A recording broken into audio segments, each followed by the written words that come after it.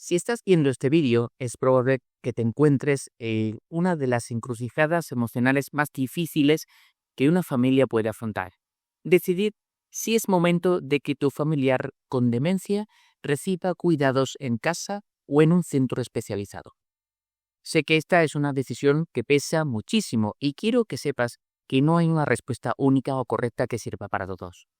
De hecho, reconsiderar cómo cuidas a tu familiar no significa que le quieras menos ni que hayas fallado. Significa que buscas nuevas formas de cuidar cuando las circunstancias cambian. Mi objetivo hoy es que exploremos juntos, sin juicios, las dos opciones principales para que puedas tomar la decisión que mejor se adapte a tu situación familiar, a vuestras necesidades y, sobre todo, a vuestras fuerzas. Para empezar a desenredar este nudo, lo primero es entender la propia naturaleza de la enfermedad a la que nos enfrentamos. Es fundamental comprender que la demencia es una enfermedad progresiva. Esto significa que las necesidades de cuidado no son estáticas, van a cambiar y por lo general van a aumentar con el tiempo. Lo que hoy es manejable puede que en unos meses no lo sea tanto. Conforme la enfermedad avanza, actividades que nos parecen básicas, como comer, vestirse, bañarse o simplemente moverse por casa, se vuelven cada vez más difíciles sin ayuda. Y junto a esto, crece la preocupación por la seguridad. El riesgo de una caída, un accidente doméstico o de que tu ser querido se desoriente y se pierda, se vuelve una amenaza constante. Esta progresión, lógicamente, tiene un impacto directo en ti como cuidador. El cuidado se vuelve más exigente tanto en el plano físico como en el emocional.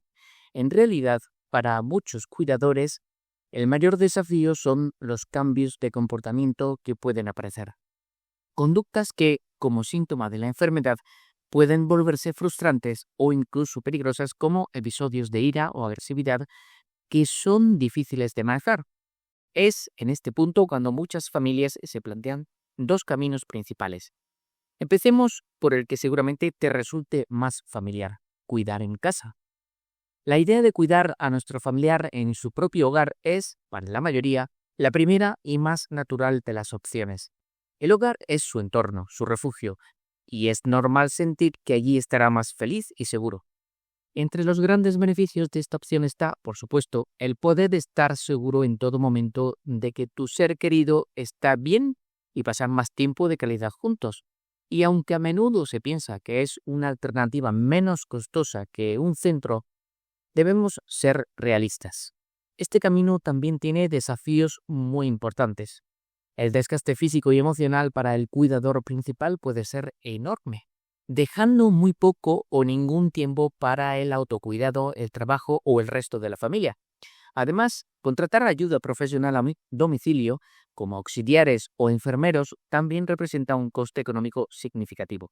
Y si no se puede garantizar una supervisión constante, la seguridad de la persona puede verse comprometida.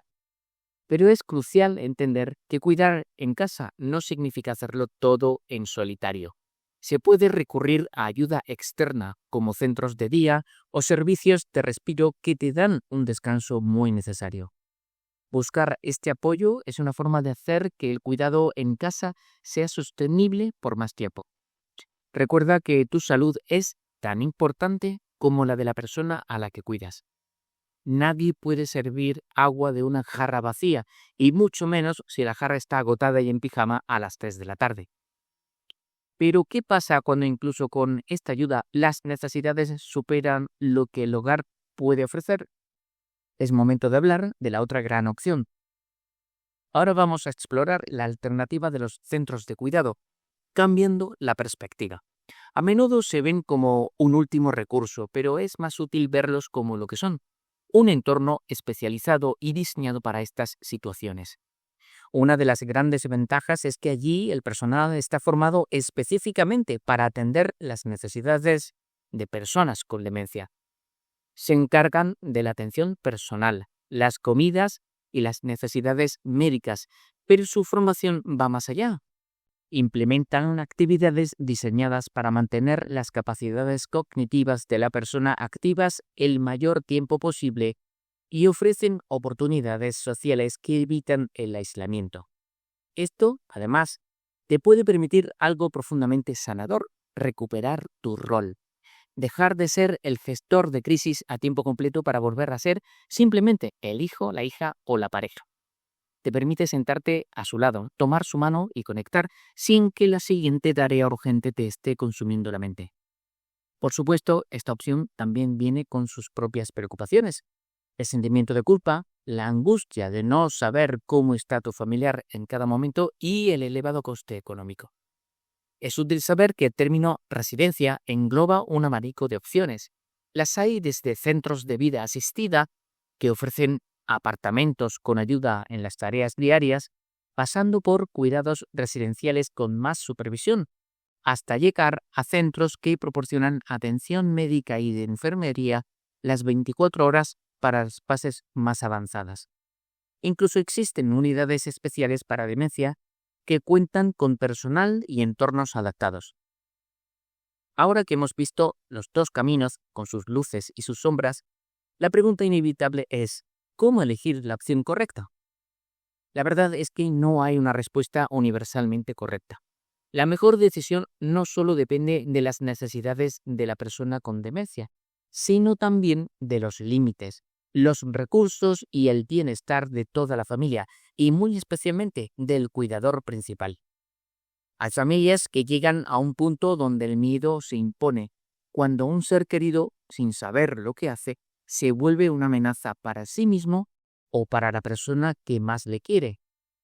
Otras familias, atrapadas entre el trabajo, sus propios hijos y un sinfín de responsabilidades, reconocen con dolor que ya no pueden dar el nivel de atención constante que se requiere. Y también hay quienes, con un profundo compromiso, deciden mantener a su ser querido en casa mientras sea física y emocionalmente posible, apoyándose en ayuda externa para lograrlo.